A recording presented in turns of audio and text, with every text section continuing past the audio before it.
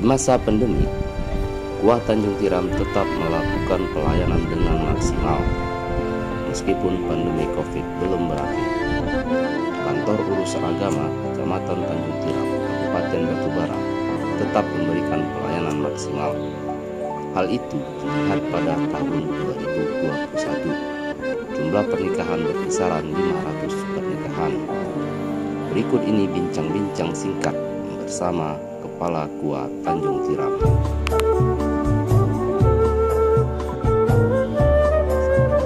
Selamat siang pemirsa dimanapun Anda berada. Saat ini Anda sedang menyaksikan liputan bisanews.id bersama saya, Akbar Nasution. Pernikahan merupakan kewajiban bagi pemuda-pemudi yang sudah mampu untuk menikah.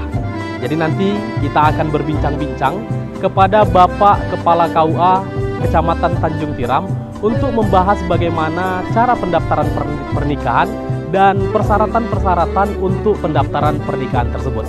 Jadi mari ikutin saya bersama bisanews.id.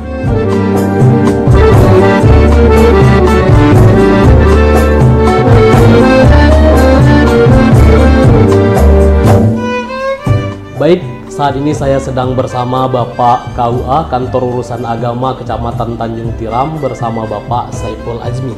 Benar begitu Pak? Assalamualaikum, apa kabar Pak? Waalaikumsalam, sehat.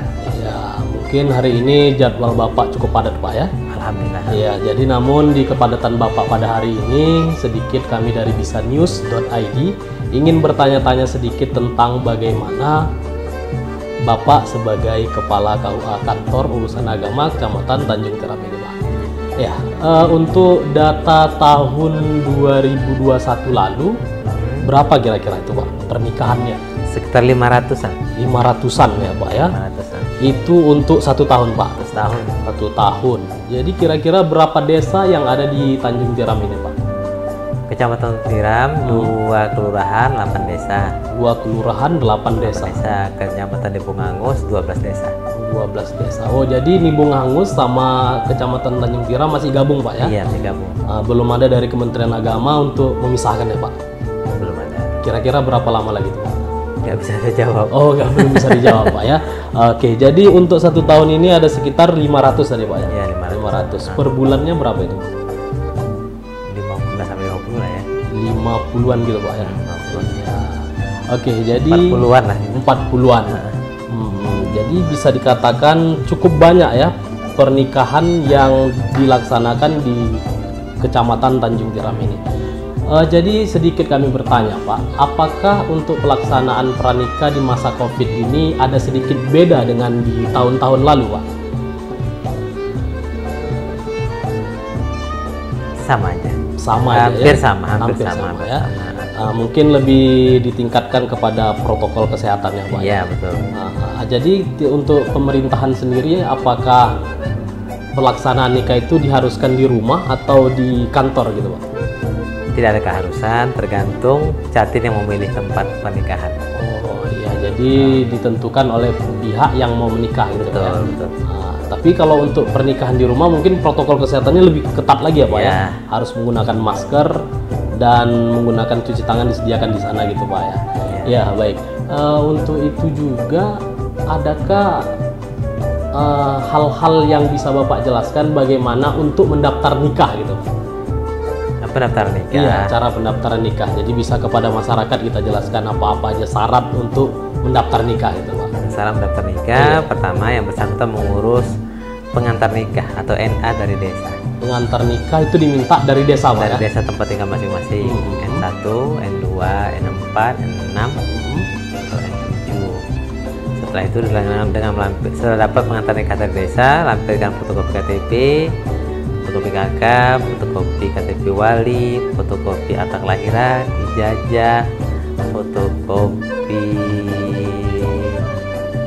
rekomendasi nikah, diantar kemari didaftarkan, baru diperiksa berkas-berkas semua. Iya, jadi diurus dulu di desa, baru nanti diantar ke kantor KUA Tanjung Tiram ini Iya, Pak ya? betul. Iya, jadi untuk usia atau umur yang dibolehkan menikah menurut undang-undangnya gimana itu Pak? Dengan keluarnya Undang-Undang Nomor 16 Tahun 2019, usia nikah yang sebelumnya menurut Undang-Undang Nomor 1 Tahun 74 laki-laki di atas 19 tahun, perempuan di atas 16 tahun. Tapi dengan keluarnya Undang-Undang Nomor 16 Tahun 2019, usia nikah bagi laki-laki dan perempuan harus di atas 19 tahun. Oh, jadi ada revisi undang-undang di situ Pak ya. Sampai terjadinya 2 kali. Yang pertama 16 tahun untuk wanita, sekarang 19 tahun itu sama Pak ya. Sama 16 tahun dan Jadi laki-laki 19 tahun, perempuannya juga harus 19 tahun. harus di atas 19 tahun. Atau di atas 19 tahun gitu ya. Itu kenapa bisa sampai segitunya Pak kira-kira? 19 tahun. Apakah ada faktor-faktor yang mengganggu sampai harus 19 tahun gitu? Kalau tanya kenapa, jawabnya pasti mereka itu kan orang anggota DPR lah yang menyusun undang-undang itu. Penyebabnya apa? Mungkin antara ketidaksinkronan antara data usia dikatakan anak itu. Nah, karena kalau menurut Undang-Undang KBHI usia anak kan di atas 19 tahun. Sementara dalam pernikahan itu kok 16 tahun bisa menikah kan itu. Nah, itu mungkin satu lagi mungkin karena tingginya angka perceraian disebabkan usia nikah di bawah umur. Iya, jadi nikah muda itu tergolong faktor perceraian juga ya Pak ya? Mungkin ya. Jadi untuk pihak kantor KUA ini tersebut bagaimana untuk mengantisipasi perceraian setelah menikah itu Pak? Iya, antisipasinya pertama mengasihkan penasehatan pernikahan.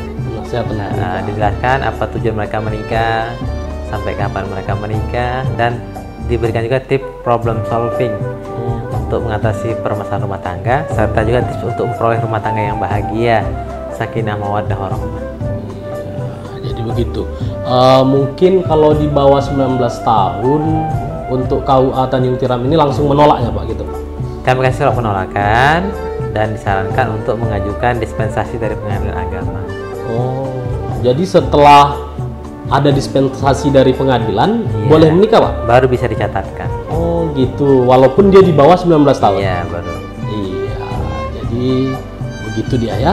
Jadi kepada pemirsa dimanapun Anda berada, bahwasanya pernikahan itu ada undang-undangnya untuk di usia umur di atas 19 tahun. Jadi tidak sembarangan Pak ya. Oke, mungkin sedikit juga kami pertanyakan tentang ya kegiatan-kegiatan yang ada di kantor KUA ini. Bisa seperti ada pernikahan, tadi saya lihat ada pernikahan di balai nikah itu termasuk yang nikah di balai nikah ya Pak ya? Iya, balai nikah. Oh iya. Jadi balai nikah itu tempat masyarakat bisa menikah di sini. Iya. Nggak mesti di rumah Pak ya? Iya. Baik. Dan tadi juga saya melihat ada beberapa ruangan, ada terkhusus ruangan penyuluh gitu. Ada. Itu penggunaannya apa tuh Pak? Untuk kegiatan penyuluh, setiap hari Senin mereka kan sekarang udah wajibkan apel itu untuk rapat kegiatan penyuluh. Jadi ada penyuluh di situ ya Pak, penyuluh agama Islam khususnya ya Pak. Iya. Oke lah, baiklah Pak kalau begitu terima kasih telah berbincang-bincang sedikit dengan kami. Mudah-mudahan kita sehat selalu. Amin. Ya, kepada masyarakat kembali kita bijaksana dalam melakukan hal-hal dalam bidang pemerintahan ini Pak ya.